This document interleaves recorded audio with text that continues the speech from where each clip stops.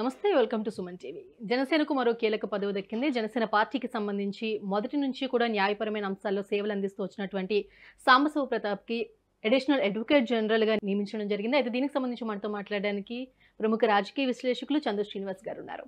నమస్తే చందు శ్రీనివాస్ గారు. నమస్కారం అండి. ఇప్పటివరకు చూసుకున్న అన్ని పరిణామాల్లో కూడా జనసేన పార్టీకి ఇవ్వవలసినటువంటి ప్రాధాన్యతను చంద్రబాబు నాయుడు గారు ఇవ్వడం జరుగుతుంది.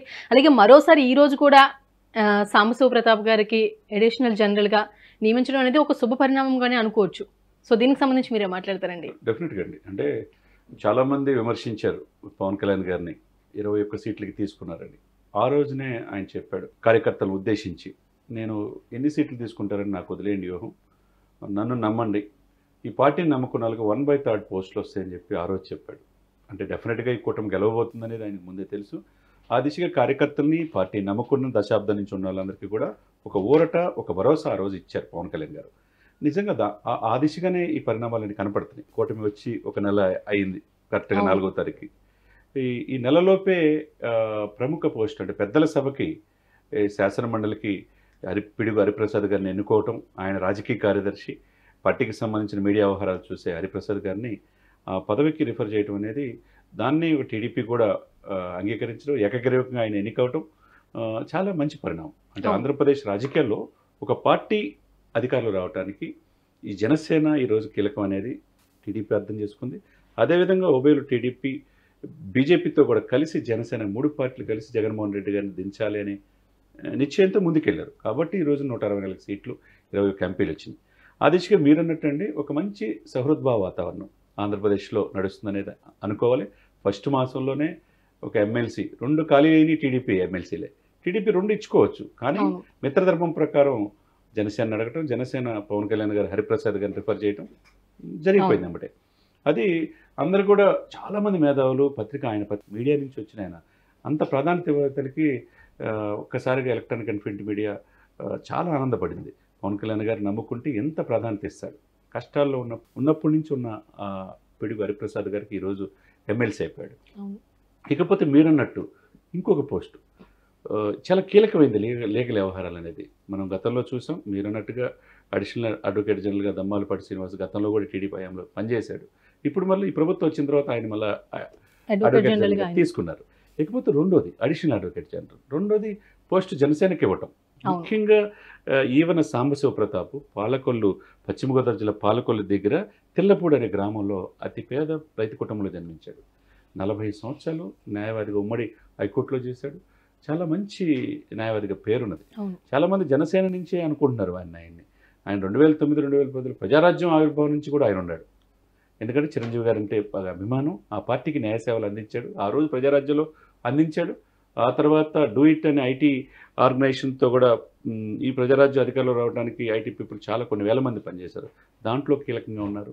తర్వాత కాల్ సెంటర్లో ఉన్నాడు ఆయన. నేను స్వయంగా ఆ రోజు చూశాను ఆయన్ని. తర్వాత పార్టీ విధి విధానాల నిర్వహణలో కూడా వెన్నంటి ఉన్నాడు ఆయన. నేను కూడా కలిసి పనిచేసాం కొన్ని విషయాల్లో. ఎందుకంటే చాలా సౌమ్యుడు, ఎక్కడ వివాదాలకు పోడు, న్యాయ శాస్త్రం మీద పూర్తి పట్టుంది.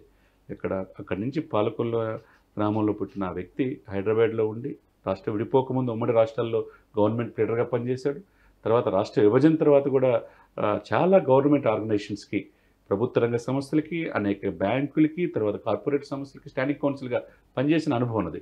అటువంటి వ్యక్తి ఆ రోజు ప్రజారాజ్యం కావచ్చు, ఈరోజు జనసేన కావచ్చు, న్యాయ సేవలు అందించడంలో ముందున్నాడు. ముఖ్యంగా ఆ గాజు గ్లాసు గుర్తు విషయంలో ఆయన చూపించినటువంటి చొరవ కానీ, న్యాయపరంగా ఆయన తీసుకున్నటువంటి ప్రోత్సాహం కానీ అమోఘమైన చెప్పుకోవాలి ఆ టైంలో. డెఫినెట్గా అండి. చాలా కన్ఫ్యూజన్ దూరంలో ఈ గాజు గ్లాస్ మీకు రాదు, ఇండిపెండెంట్కి ఇవ్వాలని చెప్పేసి వాళ్ళు ఎలక్షన్ కమిషన్కి వైసీపీ వాళ్ళు ఫిర్యాదు చేయటం, ఈ సిచ్యువేషన్స్లో కూడా మనం సాంబశివ ప్రతాప్ చాలా చక్కగా యాక్టివ్గా ఎలక్షన్ కమిషన్ దగ్గర గాజు గ్లాస్ వచ్చేటట్టు చేశాడు.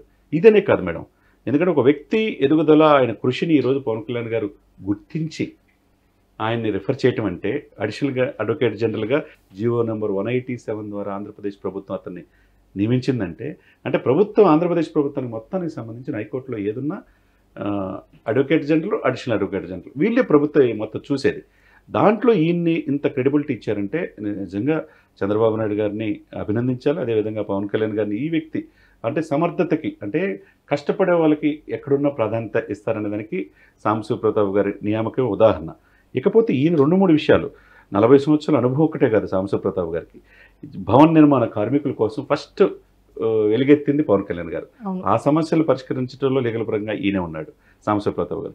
అదేవిధంగా ఇప్పటం గ్రామాలు ఆ రోజు వైసీపీకి వ్యతిరేకంగా ఉన్నాయి, పవన్ కళ్యాణ్ గారికి అక్కడ సభకి స్థలం ఇచ్చారని చెప్పేసి గ్రామంలో వాళ్ళ ఇంటి ముందు కూడా ప్రహరీలు కూడా కొట్టేశారు. అప్పుడు వాళ్ళు న్యాయపరంగా హైకోర్టులో ఓరటొచ్చేట్టు చేసింది కూడా ఇతనే.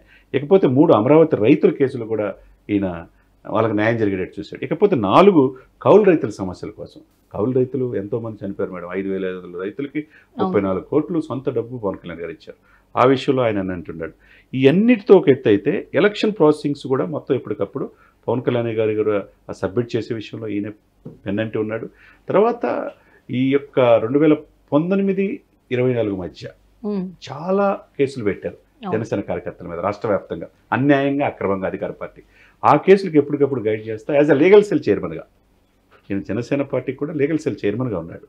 లీగల్ విషయాలు ఎప్పటికప్పుడు వాళ్ళని బయటికి తీసుకొస్తా అంటే పార్టీకి కష్టకాలంలో వెన్నంటి ఉన్న ఈ సాంబశివ ప్రతాప్ గారు ప్రముఖ న్యాయవాదే కాకుండా ఇన్సూరెన్స్ కంపెనీలకి, మళ్ళా చెప్తాను, ఇన్సూరెన్స్ కంపెనీలతో పాటు ప్రభుత్వ రంగ సంస్థలతో పాటు బ్యాంకింగ్ రంగంలో కూడా అనేక దానికి స్టాండింగ్ కౌన్సిల్గా ఉండటం, అటువంటి వ్యక్తి ఈరోజు ఆంధ్రప్రదేశ్ ప్రభుత్వం అడిషనల్ అడ్వకేటర్గా జనరల్గా నియమించడం మనం సుమన్ టీవీ తరపున ఆయనకు అభినందన తెలియజేయాలి.